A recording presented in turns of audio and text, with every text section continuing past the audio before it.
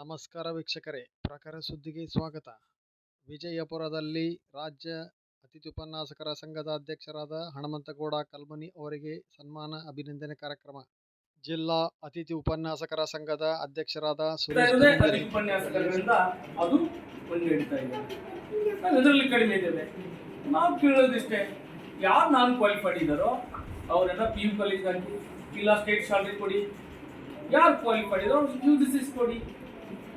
ಇದನ್ನೆಲ್ಲ ಬಿಟ್ಟು ಪ್ರತಿ ವರ್ಷ ನಾನು ಕೌನ್ಸಿಲಿಂಗ್ ಮಾಡ್ತೇನೆ ಅನ್ನುವಂಥ ಈ ಅನಿಷ್ಟ ಪದ್ಧತಿ ಅಂತ ನಾವು ಕರಿತೇವೆ. ಈ ಪದ್ಧತಿಗಳನ್ನು ನಿಲ್ಲಿಸಬೇಕು ಅಂತೇಳಿ ಈಗಾಗಲೇ ನಮಗೆಲ್ಲ ಗೊತ್ತಿರುವಂತೆ ಮಾನ್ಯ ಮುಖ್ಯಮಂತ್ರಿಗಳೊಂದಿಗೆ ಸಭೆಯಾಗಿದೆ, ಮಾನ್ಯ ಉನ್ನತ ಶಿಕ್ಷಣ ಸಚಿವರೊಂದಿಗೆ ಚರ್ಚೆ ಆಗಿದೆ.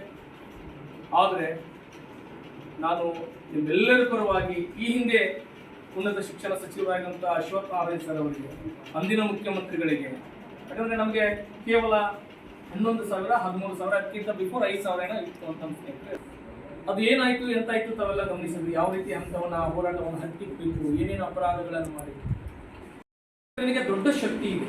ಈ ಹಿಂದೆ ಶಿಕ್ಷಕರ ಸಂಘಟನೆಗಳು, ರೈತ ಸಂಘಟನೆಗಳು ವಿಧಾನಸೌಧದ ಒಳಗಡೆ ಹೆಜ್ಜೆ ಇಟ್ಟರೆ ಗಡ ಗಡ ಗಡ ಗಡ ನಡುತ್ತಾ ಇದ್ರು ಮತ್ತು ಚಾರಿತ್ರೆ, ಈ ಎರಡು ಪದಗಳು ಬಹಳ ಇಂಪಾರ್ಟೆಂಟ್. ಈಗ ನಮ್ಮ ಹೋರಾಟದ ಕನಸುಗಳು ಈಡೇರಲಿಕ್ಕೆ ಸಾಧ್ಯವಾಗ್ತದೆ.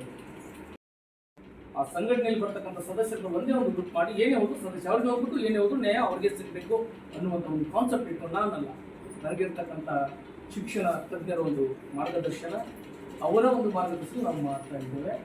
ನಾವು ತಮ್ಮಲ್ಲಿ ವಿನಂತಿ ಮಾಡ್ಕೊಂಡು ಸಂಘವನ್ನು ಬಲಿಸ್ಕೊಂಡು ಕಟ್ಟಿ ಕುಂತು ಟೆಂಟ್ ಹಾಕಿ ಪಟ್ಟು ಬರೆದು ಹಲವಾರು ಸಮಸ್ಯೆ ಇಲ್ಲ ಅಂತಲ್ಲ, ಪಾಠ ಮಾಡ್ತೇವೆ, ವಿದ್ಯಾರ್ಥಿಗಳ ಉದ್ಧಾರ ಮಾಡ್ತೇವೆ, ಹೋಗ್ತೇವೆ. ನಿಮ್ಮ ಉದ್ಧಾರ ಮಾಡೋರು ಯಾರು? ಸರ್ಕಾರ ತಾನೆ ಅಲ್ವಾ?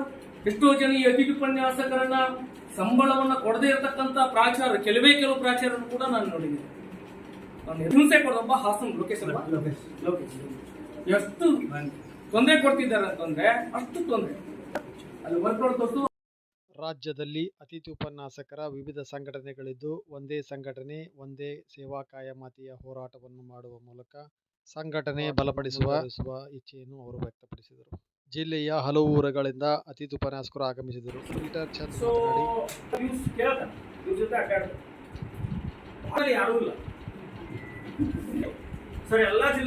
ಅತಿಥಿ ಉಪನ್ಯಾಸಕರ ಸಂಘದ ಈಶ್ವರ್ ದೈಗೊಂಡ್, ಚಲಮಿ, ರಮೇಶ್ ತೇಲಿ, ಭಾರತಿ ಹಿರೇಮಠ್ ಮುಂತಾದವರು ಮಾತನಾಡಿದರು.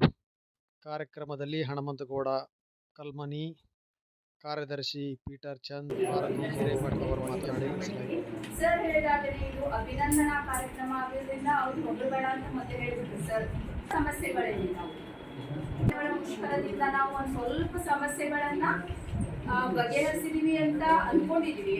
ಇನ್ನೂ ಕೂಡ ನಮ್ಮ ಅತಿಥಿ ಉಪನ್ಯಾಸಕರ ಸಮಸ್ಯೆಗಳು ಹಾಗೆ ಮುಂದೆ ಸಾಗ್ತಾನೆ ಇದಾವೆ. ಈ ಮಲತಾಯಿ ಧೋರಣೆ ಇದೆ, ಅದು ಹಾಗೆ ಮುಂದೆ ಸಾಗ್ತಾನೆ ಇದೆ. ಸೇವಾ ಸಕ್ರಮಾತಿ ಅಥವಾ ಸೇವಾ ಕಾಯಮಾತಿ ಎರಡರಲ್ಲಿ ಒಂದು ಆಗ್ಲೇಬೇಕು.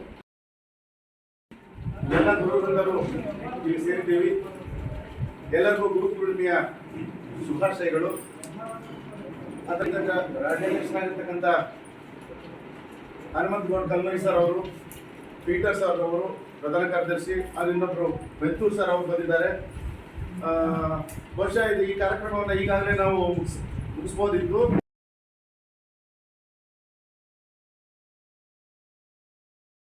ಪ್ರಧಾನ ಕಾರ್ಯದರ್ಶಿಯಾಗಿ ಸೇವೆಯನ್ನು ಸಲ್ಲಿಸುತ್ತಾರೆ. ಅವರಿಗೂ ನನ್ನ ಪೂರ್ವಕ ಧನ್ಯವಾದಗಳನ್ನು.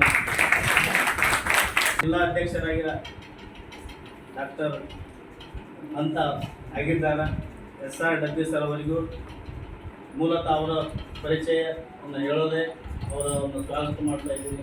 ಸರ್ ತಮ್ಮ ಪರವಾಗಿ ನನ್ನ ಪರವಾಗಿ